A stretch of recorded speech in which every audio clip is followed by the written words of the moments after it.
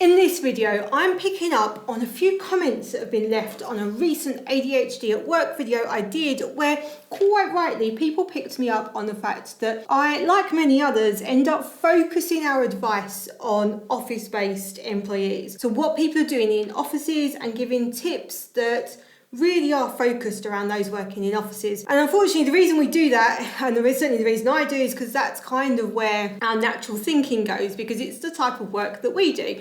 But you're quite right, and thank you very much for picking it up in the comments. So in this video, I am talking about ADHD in environments that are not office-based. So that could be things like care, construction, retail, factories, working in kitchens. There are a whole range of jobs where actually people with ADHD thrive, and there's a whole lot of benefits which I'll also talk about. But just quickly to introduce me, for those who haven't seen me before, my name is Jenefer, I'm the founder of Silk Helix, and we're a neurodiversity specialist HR consultancy providing support, advice, management training to employers, generally in employment law and HR, as well as neurodiversity specifically. So that's why I'm talking about this. So ADHD at work in these kind of hands-on, often fast-paced type roles.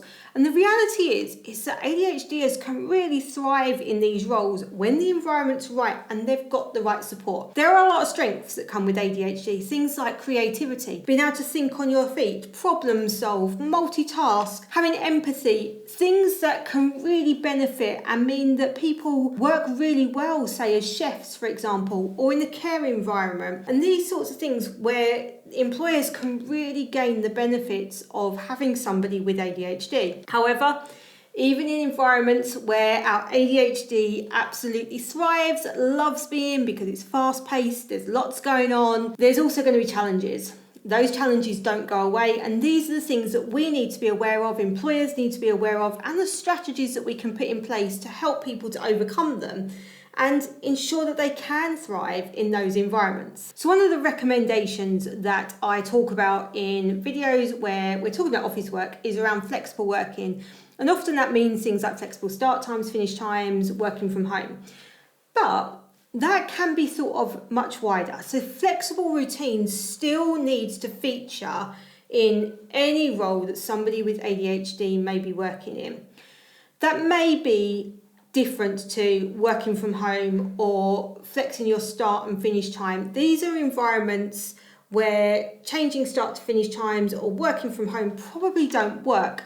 However, what often can work is allowing people flexibility to manage their tasks so they can lean into their own productivity, knowing when they work best, how to break up tasks to make them more interesting. ADHD brains thrive on novelty and change, so lots of repetitive tasks can be really challenging for somebody with ADHD. So if they can break up those tasks or maybe give themselves a reward, so for some people I'll do those tasks first and then I'll reward myself with the more interesting tasks.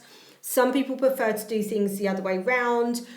But allowing people to be flexible with how they manage what work gets done and when, as far as is possible within these roles. And that just requires stepping back and looking at, when we think about how this role gets done, what could be done differently. Now, I do recognise there are some really strict timescales sometimes that we have to work to. If you're working, let's say, in a kitchen and you've got to get prepped for service, I get it. There's some of this stuff is quite rigid in terms of what it is that you need to deliver. But just step back from that and look at where potentially options could be to allow some flexibility for somebody to just manage how they approach the tasks and how they split them up. And then the next recommendation is around really clear instructions and visual cues. So for somebody with ADHD, similarly dyslexia as well, and often they do co-occur together, forgetting what you're doing, even if it's something that you do on a regular basis,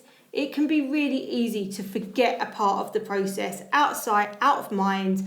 So those visual cues, a reminder that I know at 10 o'clock we have to do the medication round in the care home. Now actually these sorts of things, these sorts of adjustments, they're not just going to help those with ADHD. They're going to help your entire workforce. They're going to help everyone to remember what needs doing because the cues are up there. Because we all have that moment where, I've forgotten. as much as with ADHD, it's something you're going to experience a lot more often, it is a normal human trait. There's something else on our minds. There's things going on that take sort of our mind off things, or maybe there's specific challenges. So menopause would be another one that could challenge memory. Somebody's new to the work environment, those visual cues are going to make a huge difference to them. So that's something to really think about, looking at putting instructions in places, putting up visual cues that people can use to refer to, really beneficial for those that say ADHD, but also dyslexia, dyspraxia, and others as well. Sort of thinking back to our kind of flexible routines and how we do things, regular breaks, really beneficial, really important, particularly if there's lots of really repetitive tasks, allowing people to schedule breaks, potentially as a reward, but also that break could be something different rather than necessarily an actual break. So I'm in the middle of this, I don't know, I'll get 5 of these things done, and then I shall walk over there and do that task over there, and then I'll come back and do the next 5.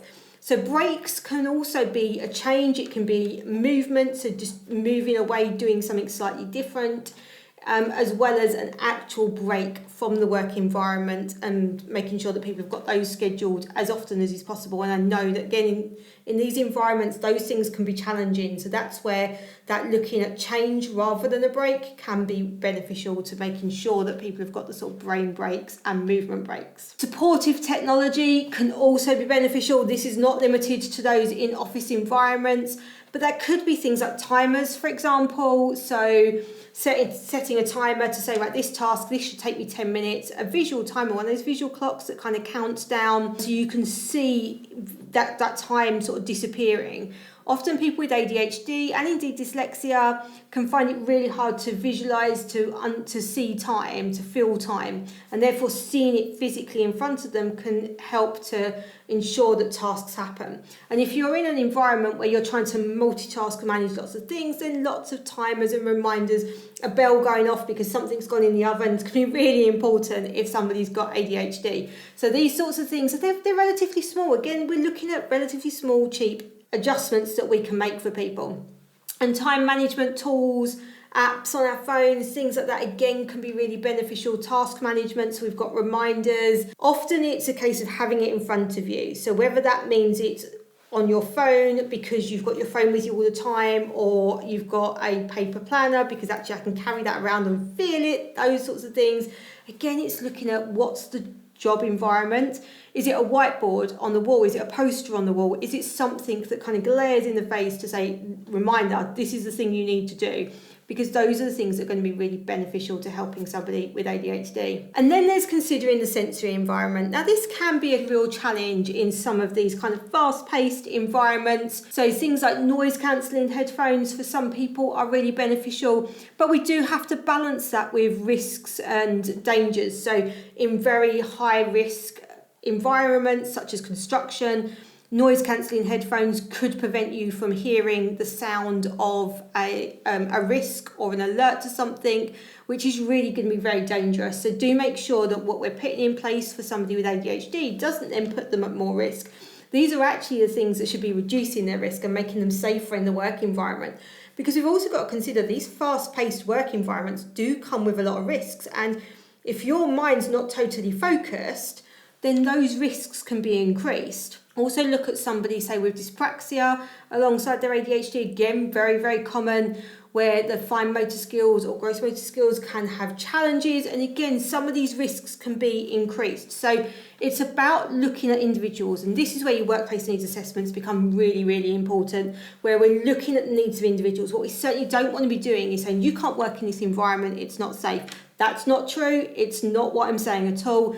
It's about taking an individual and then looking and seeing at what they need. So when we look at the sensory conditions, for example, all of those things also help somebody to operate in their best way. So whether that be with music, with silence, with certain light levels, whether that's bright lights or dull lights, those sorts of things can have a real impact, and doing as much as we can in an environment to ensure that somebody thrives. The reality is it's going to come down to the individual and indeed the environment and how we match those together. But it is about just stepping back and looking at how we can think about things differently to provide people with the support they need, because as I said at the start, there are some huge benefits of employing people with ADHD in these roles, and it's worth it to employers to make these small changes, which will benefit everybody and will ensure that your ADHDers and others really do thrive. These strategies do go a long way to unlocking the strengths. If you want to speak to me about your workplace needs assessments, there's details in the description as how you can get in touch.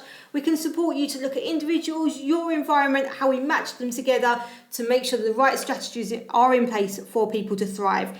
In the meantime, hit that subscribe button and notification bell, because I produce a new video every week and you don't want to miss a single one.